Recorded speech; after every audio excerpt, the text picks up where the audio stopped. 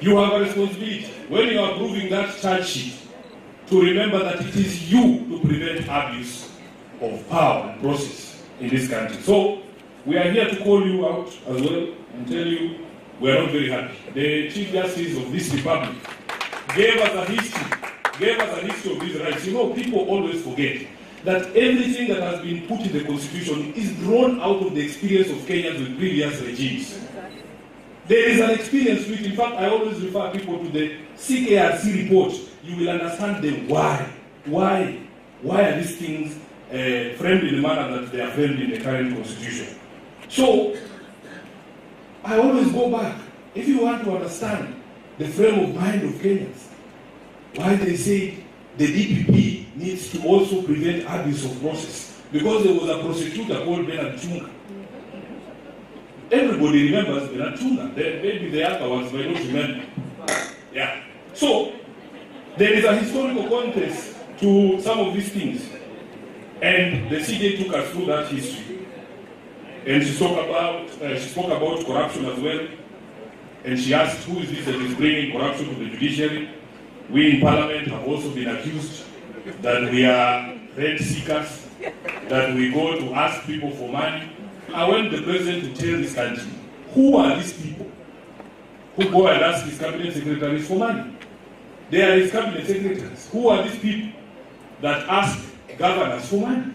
Let them tell us. Let them tell us. To make blanket accusations, and I want to say this. You see, personally like Sifuna,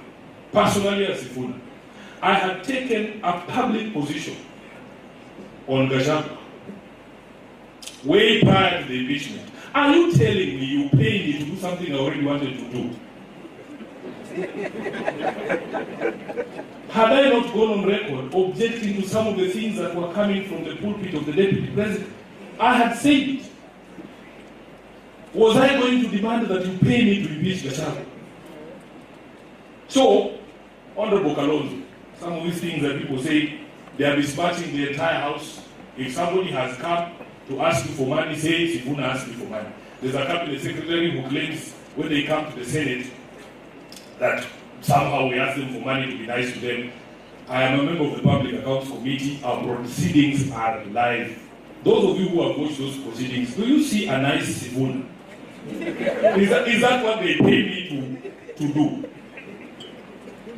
Anyway, it's a difficult conversation, but we need to all agree that some of the people who are pointing fingers are the worst possible auctioneers in this country. In fact, their names are synonymous with corruption. If you ask a small child in this country what they know about that person, they tell you that is a thief. And then they are the ones standing and telling us, oh, Parliament is corrupt. All of those committees in Parliament, except two, all of those committees in Parliament are headed by members of his party, the President's party. All of them. Agriculture, lands, whatever it is. So, he should have a PG with his team first of all, before he calls all the members to go for PGs, join PGs. You know, you will allow me to just speak because when Faith asked me to come to this conference, I asked her what would be my expectation as a guest here. I can see other people came prepared with speeches. The president told me, Sifuna just speak from the heart. And I asked her, are you sure? Are you sure that you want me to speak from the heart? But she has allowed me to do that. I just want to make some concluding remarks about some of the things that have been said today. First of all, Dr. Okello, I admire his courage. And I can assure you, Dr. Okello, that you will see a few Subarus. Because these are people who have very thin skin. Very thin skin. These are not guys who you will see. Dr. Okello works in the legal office in the Senate. You will see a disciplinary letter next week. Because the people we work around, they have such thin skin, they cannot take criticism. But today, I want to applaud his courage because he has spoken about a broken system and a broken promises. When we look at the, you see, for me the solution is very simple. Kenyans must go back to ask themselves, what sort of government did we want? What sort of government did we want? And I've made it clear that all these people who talk about shiny things, railways from here to Malaba, how many markets we are constructing, those are not the people we are looking for. The aspirations of Kenyans as far as government is concerned will be found in the preamble of the Constitution. It talks about an aspiration by all Kenyans for a government based on the essential values of human rights, equality, freedom, democracy, social justice, and rule of law. So all of these people who are claiming they want form government in 2027, if you do not fit that mold of those 6 essential values, please, we are not what we are looking for. Are we together? Yes. There is already a manifesto. There is already a blueprint for the government we want to establish. No roads, no markets, freedom, respect for humanity, for human rights, respect for democracy, social justice, and rule of law. Honorable Kalonzo, I am a believer in separation of powers.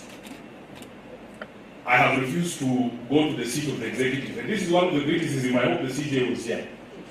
One of my criticisms of her is that sometimes she forgets that she is a head of an institution, and you must protect the image of that institution. Don't allow yourself, even perception, don't allow the perception that you are subservient to the head of state. Don't go to his house. That's what I'm saying. Don't go to his house. If you have to meet as a head of government, choose a place where that physical separation, Honorable Kalonzo, between the two arms of government can be maintained. And that is the reason why Sifuna does not go to State House. And by the way, constitutionally, I am the supervisor of the executive. They come to me, I don't go to them. I am a believer in the rule of law, and I will tell you a story. Recently, there was a governor who was brought before the Senate for impeachment. If you look at those impeachment charges, all of them originated from the County Public Accounts Committee where I sit. All of them, including the hiring of more than 60 advisors and so on and so forth. They originated from a session of the County Public Accounts Committee. I was in that session. So, I believe in those charges. But there is a High Court sitting somewhere in, I think it was there, that has said all the proceedings in the county assembly are null and void. It's not that I don't believe in the charges, but I am a lawyer. I am an advocate. I swore an oath. In fact, the judge in that case was so gracious as to say they were not going to stop the proceedings in the Senate. They are leaving it to us to exercise our minds on the space of constitutional institutions and the respect for the rule of law. What do you think Sifuna does? Yes. We say you can argue whether the order is flawed, and I